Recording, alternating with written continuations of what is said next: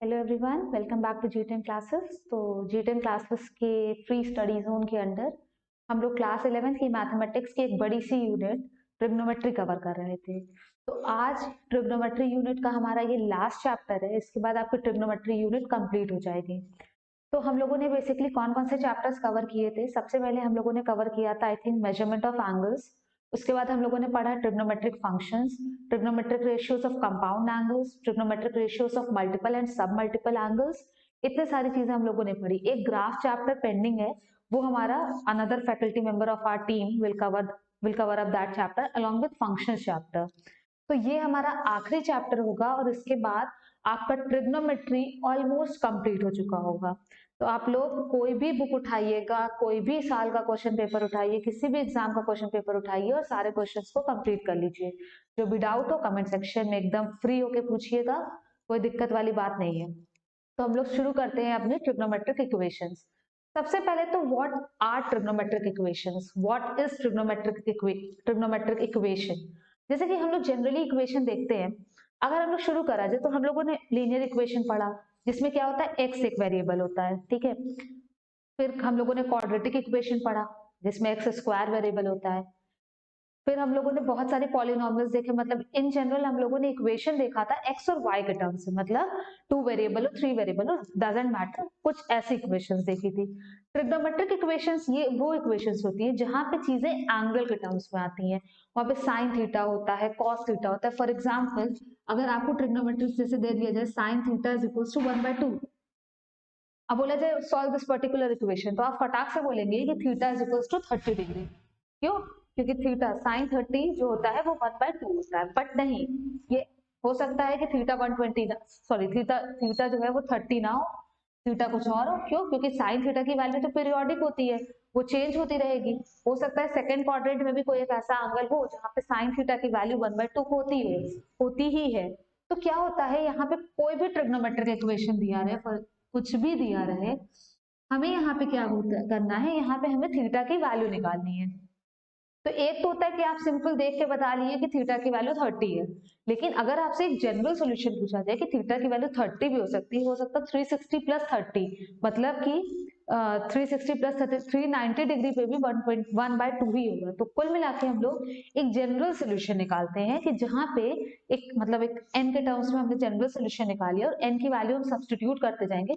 हमें जितनी बार थीटा के जितनी वैल्यूज पे साइन थीटा 1/2 आएगा, हमको सारी वैल्यूज पता चल जाएंगी। तो इस तरह की इक्वेशन को बोला जाता है trigonometric equation. Trigonometric equation solve करने के लिए हमारे पास सिर्फ 7 आइडेंटिटी है, कुल मिला के 7 थ्योरम है, प्रूफ बताया जाएगा। 7 थ्योरम है, उसके बेसिस पे आप कोई भी क्वेश्चन कर सकते हैं। तो मूव ऑन करते हैं। सबसे पहली आइडेंटिटी है कि अगर आपको दिया रहे कि sine theta is equal to 0, तो वहां से आप कंक्लूड क्या कर सकते हैं, थीटा क्या हो सकता है, एन पाई हो सकता है। दैट मीन्स, और एन इंटीजर है हमारा, मतलब थीटा हो सकता है 0, पाई, 2 पाई, 3 पाई, 4 पाई, कुछ भी। पॉजिटिव में, नेगेटिव में जाए माइनस पाई, -2 पाई, -3 पाई, कुछ भी हो सकता है। कैसे? मान लेते हैं कि हम लोगों ने एक पर्टिकुलर एंगल लिया थीटा, सॉरी एक राइट एंगल ट्रायंगल ही मान लेते हैं, ठीक है। अगर साइन थीटा, तो सबसे पहले हम साइन थीटा का प्रूफ देखते हैं। Sine theta is perpendicular upon hypotenuse, मतलब पीएम अपॉन ओपी। यहाँ पे बोला है sine theta is equal to 0। अगर साइन थीटा हमारा 0 है, मतलब क्या हुआ, पीएम 0 है। पीएम अगर 0 है, एक चीज ये लिख लेते हैं कि ये हमारी जो भी एक्सिस है, पीएम 0 होने का मतलब क्या है कि जो ओपी है वो क्या हो रहा होगा, ओपी कॉन्साइड्स विद ओ एक्स।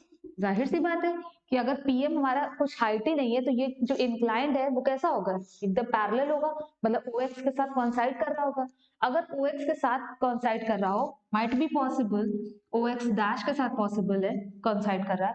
अगर ओपी जो इंक्लाइंड है थीटा एंगल पे, वो ओ एक्स के साथ या ओ एक्स डैश के साथ कॉन्साइड कर रहा है, तो यहाँ से आप क्या कंक्लूड कर सकते हैं, थीटा होगा 0 डिग्री हो सकता है 180 हो सकता है 360 हो सकता है -180 हो सकता है -360 हो, एंड सो ऑन। तो कुल मिला के एक जनरल सोल्यूशन, इसको एक जनरलाइज कर लिया गया कि थीटा क्या होगा, इंटीग्रल मल्टीपल ऑफ पाई होगा। विद इंटीजर पॉजिटिव नेगेटिव दोनों लेके चल रहा है, इंटीग्रल मल्टीपल ऑफ पाई। तो कंक्लूजन क्या निकला कि थीटा हो गया हमारा n पाई। होप सो आपको समझ में आया होगा। कुछ इसमें अलग से रॉकेट साइंस है नहीं, बट आपको ये याद भी होना चाहिए, क्योंकि अब वहां पर बैठ के आप निकालने नहीं बैठेंगे। क्यों, अगर जनरली दे दिया जाए कि साइन थीटा, मान लीजिए फॉर एग्जाम्पल दे दिया जाए sine 3 theta by 4 is equal to 0, तो आपसे पूछा जाए what is the value of theta, तो आप सिंपल बोल सकते हैं 3 theta by 4 is equal to n pi, hence theta is equal to 4n pi by 3, काम खत्म, comma n belongs to integer, ये लिखना जरूरी होता है, काम खत्म हो गया। अब आपको ये नहीं आता होगा तो आप बैठ के प्रूफ करेंगे, उसके बाद थीटा की वैल्यू निकालेंगे, फिर यहाँ पे सब्स्टिट्यूट करेंगे, तो ये थोड़ा सा टाइम टेकिंग प्रोसीजर हो जाता है। होप सो फर्स्ट आइडेंटिटी आपकी क्लियर होगी। Moving on towards the second theorem कि if tan theta is equal to 0 दिया हो तो हम लोग क्या करेंगे। पहले तो वीडियो को पॉज करके आपको जितना भी समझ में आ गया हो, लेकिन नोट डाउन आप पूरी चीजें करिए। अब हम लोग सॉल्व करते हैं कि अगर हमें दिया हुआ होगा tan theta is equal to 0, मतलब tan theta is equal to 0, tan theta क्या होता है, परपेंडिकुलर अपॉन बेस, मतलब pm upon om is equal to 0, same चीज implies pm is equals to 0, if pm is equals to 0 इसका मतलब वही same चीज हो गया कि op coincides with ox और ox dash, hence theta is equals to, same चीज हम लिख नहीं रहे हैं, theta is equals to n pi, similar. तो sin theta is equals to 0 और tan theta is equals to 0 का सेम सोल्यूशन आता है, फाइन। अगले पे मूव करते हैं, इसको समझाने की कोई जरूरत नहीं थी। अगला है हमारा कि if cos theta is equals to 0 दिया हो तो वीडियो को पॉज करके खुद से करिए, देखिए आप जनरलाइज कर पाते हैं कि नहीं कर पाते हैं। If cos theta is equals to 0, cos theta क्या होता है हमारा, base upon hypotenuse, base upon hypotenuse is equals to 0 implies OM is equals to 0। अगर OM इज इक्वल्स टू 0 है, इसका मतलब क्या हुआ कि OP coincides with, अगर OM हमारा 0 है तो OP यहाँ पे होगा, मतलब OP coincides with OY और OY डैश। अगर OY और OY डैश के साथ coincide कर रही है तो थीटा क्या हो सकता है हमारा, 90 हो सकता है। सिंपल सी बात है कि 90 होगा या -90 होगा या 3π/2 होगा, कुछ भी हो सकता है। तो वही सेम चीज है यहाँ पे कि जनरल सोल्यूशन में क्या किया गया कि theta is multiple of odd integers, मतलब कुल मिला के कह सकते हैं मल्टी, थीटा क्या है, एनी ऑड नंबर होगा यहाँ पे और π/2 होगा। तो ऑड नंबर को कैसे रिप्रेजेंट किया जा सकता है, even number plus 1, 2n plus 1, ठीक है। 2n प्लस 1 इसलिए लिया, n प्लस 1 लेने में थोड़ी सी दिक्कत आती है, 2n प्लस 1 इसलिए लिया कि हम यहाँ पे जनरलाइज कर सके कि n जो है अगर हमारा इंटीजर है तो हम 0 भी रखेंगे तो पहला एंगल π/2 आ जाएगा, फाइन। तो ये था हमारा cos theta is equal to 0 का सोल्यूशन। जिस तरह से cos theta is equal to 0 हुआ है, उसी तरह से आप cot theta is equal to 0 का सोल्यूशन खुद से करिएगा, कोई दिक्कत वाली बात नहीं है। एक आपको एक इनिशिएट हम कर दे रहे हैं। cot थीटा क्या होता है हमारा, base upon perpendicular, that is OM upon OP is equal to 0, same चीज OM इज इक्वल टू 0, और उसके बाद आप यही चीज आपको करना होगा, ठीक है। तो ये 4 थ्योरम्स का प्रूफ होप सो आपको समझ में आ गया होगा, और इन 4 थ्योरम्स के बेसिस पे हमें लगता है आधे से ज्यादा चैप्टर आपका कवर हो चुका है। तो इतने के बाद अब आप सोच रहे होंगे कि 4 ही चीज बताया गया, सेक थीटा और कॉसेक थीटा क्यों नहीं बताया गया। तो अगर आपको पता हो, आप रिकॉल कर पा रहे हो, तो जो सेक थीटा होता है वो या तो ग्रेटर देन इक्वल टू 1 होता है या लेस देन इक्वल टू 1 होता है। सेम कॉसेक थीटा के लिए भी, तो सेक थीटा और कॉसेक थीटा कभी 0 के बराबर होता ही नहीं है, ठीक है। तो sec theta cosec theta is never equal to 0, इस वजह से इन 4 थ्योरम्स में 5वीं 6वीं ये नहीं आई कि sec theta is equal to 0 है या cosec theta is equal to 0 है। तो ये लिख लीजिए कि sec theta and cosec theta are never equals to 0, ये चीज एकदम दिमाग में आप बैठा लीजिए। तो आगे बढ़ते हैं। अब तो यहाँ तक सिंपल हो गया, यहाँ तक आपको सिंपल क्वेश्चंस मिलेंगे। थीटा की जगह पे कुछ भी कॉम्प्लिकेटेड सा दे दिया जाए तो आपको क्या करना है, आपको उठा के वो n पाई ही रखना है, और n पाई रख के जो भी थीटा के कोफिशिएंट्स वगैरह होंगे उनको इधर ट्रांसफर कर दीजिए n पाई के साथ, और वहां से हम लोग थीटा को निकाल लेंगे, ठीक है। अब बात आती है कि अगर साइन थीटा बराबर, जैसे अब ये चीज था, ठीक है, हमने बोला कि आप बोलेंगे कि थीटा की वैल्यू 30 डिग्री हो जाती है, बट थीटा की वैल्यू 30 के अलावा बहुत सारी हो सकती है। तो यहाँ पे चीजें आती हैं कि साइन थीटा बराबर साइन 30 तो आप कह सकते हैं, बट 30 के मल्टीपल में कुछ और भी आ सकता है। तो वो चीज हम लोग देखते हैं कि if it is given that sine theta is equal to sine alpha, ठीक है, देखते हैं कैसे होता है। ये लिख सकते हैं, ये लिख सकते हैं, सिंपल है। एलएचएस में हम लोगों ने ट्रांसफर कर दिया। अब आपको अगर याद हो, लास्ट चैप्टर में हम लोगों ने पढ़ा था sine C minus sine D का फॉर्मूला। तो sine C minus sine D was 2 sine C minus D by 2 cos C plus D by 2, याद है।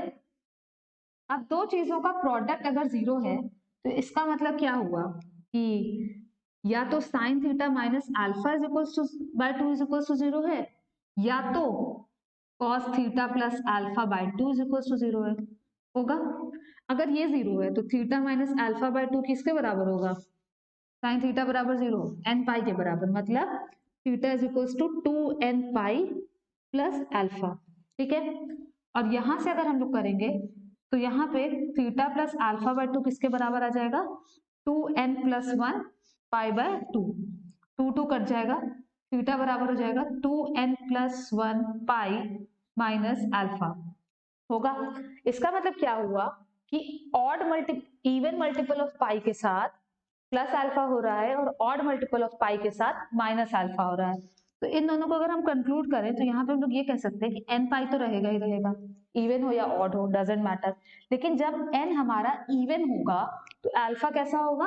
पॉजिटिव, और जब एन हमारा ऑड होगा तो अल्फा कैसा होगा? नेगेटिव। तो हम यहाँ पे इसको -1 की पावर एन अल्फा इस फॉर्म में रिप्रेजेंट कर सकते हैं। एक कुल मिला के जनरलाइजेशन है कि जब n ऑड आ रहा था तो माइनस अल्फा चाहिए था, तो हमने -1 की पावर n कर दिया, ताकि -1 की पावर जब भी ऑड आएगी तो वो चेंज हो जाएगा, ठीक है। तो ये थी हमारी 5 थ्योरम्स। आगे दो और थ्योरम है कि अगर cos थीटा बराबर cos अल्फा दिया है, इसको आप लोग नोट डाउन कर लीजिए। हम लोग आगे मूव करते हैं कि अगर हमारा साइन थीटा बराबर साइन अल्फा दिया था तब तो theta is equals to n pi plus -1 की पावर एन इंटू अल्फा आ गया। एक इसका एप्लीकेशन भी देख लेते हैं।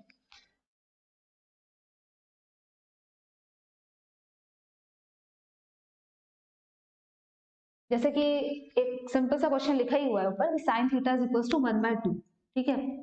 आप लोग क्या कह सकते हैं? सिंपल एक सॉल्यूशन निकाला कि 1/2 मतलब जो लिखेंगे यहाँ पे एंगल अल्फा की वैल्यू जो लाएंगे it will be in first quadrant only, ठीक है। ये लिख सकते हैं फर्स्ट क्वाड्रेंट नहीं, जो सबसे स्मॉलेस्ट आएगी। मान लीजिए नेगेटिव होता है तो फर्स्ट क्वाड्रेंट तो लेंगे नहीं, थर्ड क्वाड्रेंट लेना ही पड़ेगा इस केस में। साइन 30 मतलब पाई बाय 6, फाइन। ये हो गया थीटा, ये हो गया अल्फा। तो यहाँ से क्या कंक्लूड करेंगे? सिंपल है, एन पाई प्लस -1 की power n pi by 6, very simple. तो कुछ इसी तरह के क्वेश्चंस आप लोगों को एग्जाम में भी मिलेंगे। ट्रिग्नोमेट्रिक इक्वेशन बहुत इजी चैप्टर होता है। अगर मान लीजिए आपको कुछ माइनस में मिलता है कि जैसे कुछ इस तरह की क्वेश्चन मिल गया, मान लेते हैं example 2 sine theta plus 1 is equal to 0, तो आप क्या कहेंगे? Sine theta is equal to -1/2, मतलब इसको ये लिख सकते हैं -π/6, कोई दिक्कत नहीं है, बस हो गया।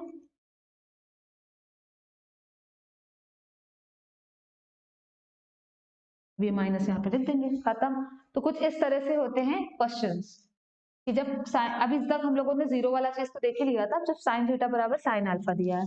Next theorem number 6 is if it is given that cos theta is equal to cos alpha, तो यहाँ से थीटा आता है हमारा 2n pi plus minus alpha where n belongs to integer.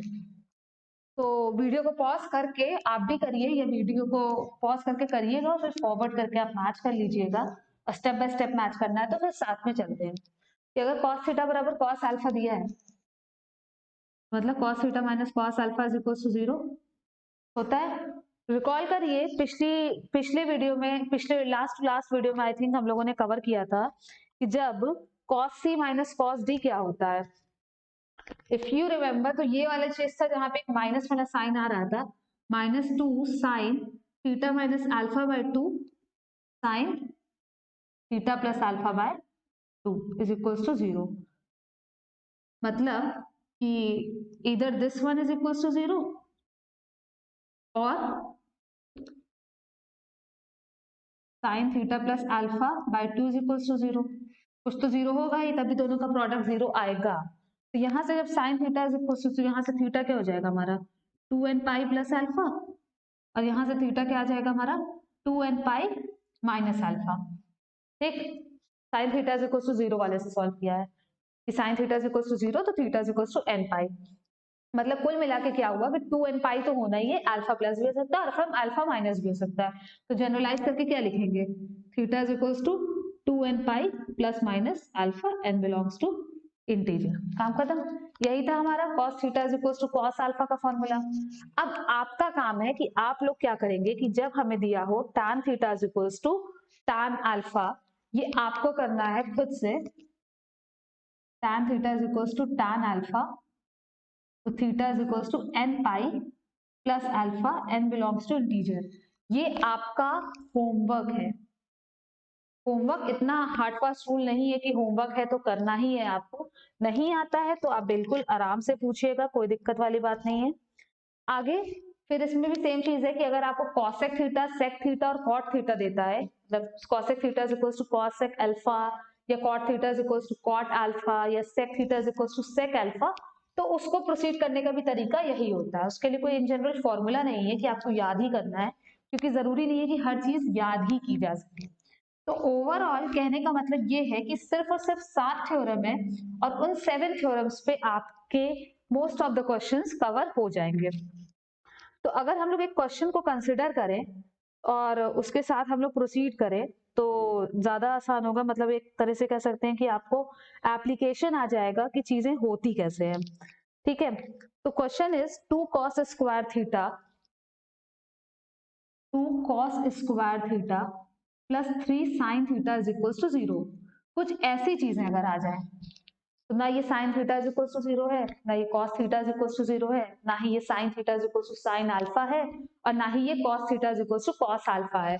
मतलब आपके डोमेन से बाहर आ गया कि भैया हमने तो इतना ही फॉर्मूला पढ़ा था, अब हर चीज फॉर्मूला बेस्ड तो होती नहीं है। चीजें आती कैसी कि आपको जो भी दिया है आप उसको जानने पहचानने वाली चीजों में कन्वर्ट कर सके। तो उसके लिए आपको पूरी मैथ्स आनी चाहिए, पूरा मतलब आपको बेसिक से आना चाहिए। तो आप ये कर सकते हैं, जो सबसे पहली आइडेंटिटी थी sine square theta plus cos square theta is equal to 1, ताकि सब कुछ साइन में चेंज हो जाए, सब कुछ उधर ट्रांसफर भी कर देते हैं। 2 sine square theta minus 3 sine theta minus 2 is equal to 0। अब ये कुछ बन गई क्वाड्रेटिक टाइप की। स्प्लिटिंग द मिडिल टर्म से कुछ देखते हैं, शायद कुछ हो जाए, मुझे भी नहीं पता क्या होगा।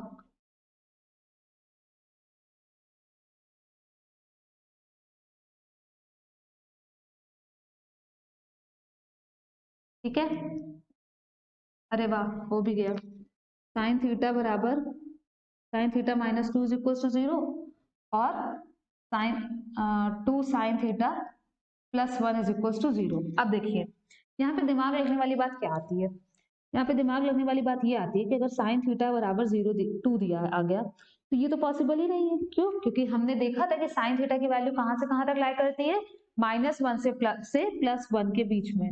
साइन थीटा हमेशा -1 से +1 के बीच में लाई करता है। तो ये वाला सोल्यूशन तो फिजिबल है ही नहीं। अच्छा ही हुआ एक चीज हट गई। अब यहाँ पे बस साइन थीटा बराबर -1/2, मतलब साइन -π/6। अब आप लगा लीजिए साइन थीटा बराबर साइन अल्फा, हो गया। तो कुछ इस तरह के क्वेश्चन आएंगे कि उसको आपको नोन चीजों में कन्वर्ट करना पड़ेगा ताकि कुछ सिंपल हो सके, सिंप्लीफाई हो सके चीजें। अब क्या था कि आइडेंटिटीज को लगा के तो आप सिंप्लीफाई कर सकते हैं। शायद आपको याद हो कि हम लोगों ने एक चीज देखा था कि जब भी हमारी कोई भी equation a sin theta plus b cos theta के फॉर्म में दी थी, तो हम लोग वहां से क्या कर रहे थे, मैक्सिमम एंड मिनिमम वैल्यू निकाल रहे थे। सेम चीज यहाँ पे भी करना है एकदम। अगर आपको स्टेप बाय स्टेप सब कुछ याद है तो यहाँ पे कोई दिक्कत नहीं कि अभी तो ट्रिग्नोमेट्रिक इक्वेशन कुछ ऐसे दी थी कि मान लीजिए हमने जो एग्जांपल लिया था क्वाड्रेटिक में कन्वर्ट हो गई, वहां से हम लोगों ने दोनों अलग अलग चीजें निकाल ली, दोनों पे लगा के यूनियन ले लिया। ठीक है, अब अगर ट्रिग्नोमेट्रिक इक्वेशन कुछ इस तरह से दी है, a sin theta plus b cos theta is equal to c। ठीक है, अब पूछा जाए कि what is the value of theta. अब क्या करेंगे, वही सेम चीज करेंगे। स्टेप नंबर 1 r कैलकुलेट करेंगे।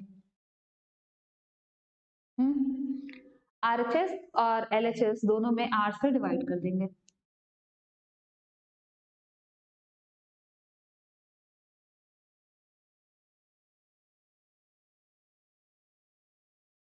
अब यहाँ पे क्या करेंगे, हम लोग क्या करते थे कि जो आता था, मतलब जो कोफिशिएंट्स बचते थे साइन थीटा कॉस थीटा का, उसको हम लोग कुछ लेट कर लेते थे ना, अल्फा वगैरह। तो कुल मिला के यही करना है कि ट्रायंगल लेना है जिसका एंगल अल्फा है, hypotenuse under root A square plus B square है, परपेंडिकुलर बी है और ये ए है। वाई ये क्यों लिया, क्योंकि ए अपॉन मतलब आ रहा था ना, तो वहां पे लगे कॉस थीटा अगर आएगा तो थोड़ा सा सिंपल हो जाएगा, मुझे लगा। तो ये लिख सकते हैं cos alpha sine theta plus B upon ये जो भी है sine alpha cos theta is equal to C upon under root A square plus B square. लिख सकते हैं। एलएचएस में अगर आप लोग देख रहे हो तो एलएचएस में एक आइडेंटिटी बन रही है, बन रही है, बनी रही है ना। तो एलएचएस में कैसी आइडेंटिटी बन रही है,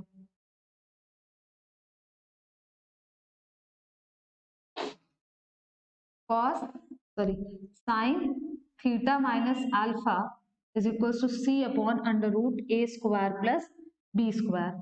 ज्यादा है, आप ये under root A square plus B square को इधर भी आर लिख देते हैं। तो R sine theta minus alpha is equal to C के फॉर्म में एक इक्वेशन बन रही है। अब ये जो भी आ रहा है सी अपॉन आर, आर ही लिख लेते हैं, इसको ये लिख सकते हैं C upon R is some another thing sine beta, बाद में हम चेंज कर लेंगे और क्या। साइन बीटा लिखने से ये फायदा होगा कि sine theta minus alpha is equal to sine beta आ गया। अब यहां से हम लोग theta minus alpha is equal to ये वाली चीज n pi plus minus one की पावर एन बीटा। अब चेंज कर लेंगे, theta is equal to alpha, alpha को क्या है, अल्फा को किसी के टर्म्स में भी लिख सकते हैं, तो अगर हम चाहें तो हम लिख सकते हैं sine alpha is equal to B upon under root A square plus B square है। तो alpha is sine inverse b upon under root A square plus B square plus minus one की पावर n, और beta क्या है sine inverse c by R, R को under root A square plus B square लिख देते, क्योंकि चीजें दी क्या गई थी A B C, R alpha beta ये सब हमने किया था।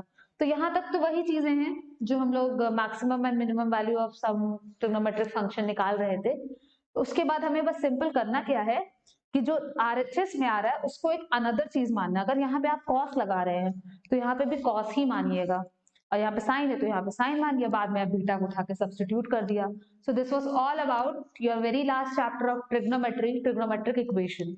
होप सो आपको समझ में आया होगा और आपकी ये पूरी यूनिट कवर हो चुकी है। तो वीडियो को लाइक कीजिएगा अगर समझ में आया हो, बहुत सारे क्वेश्चंस कीजिएगा, जो भी डाउट हो जरूर पूछेगा कमेंट सेक्शन में, फ्रेंड्स के साथ शेयर कीजिएगा और उनको भी बोलिएगा कि हमारे चैनल को सब्सक्राइब करें और वीडियो को लाइक जरूर कीजिए। Thank you for watching the video and have a good day.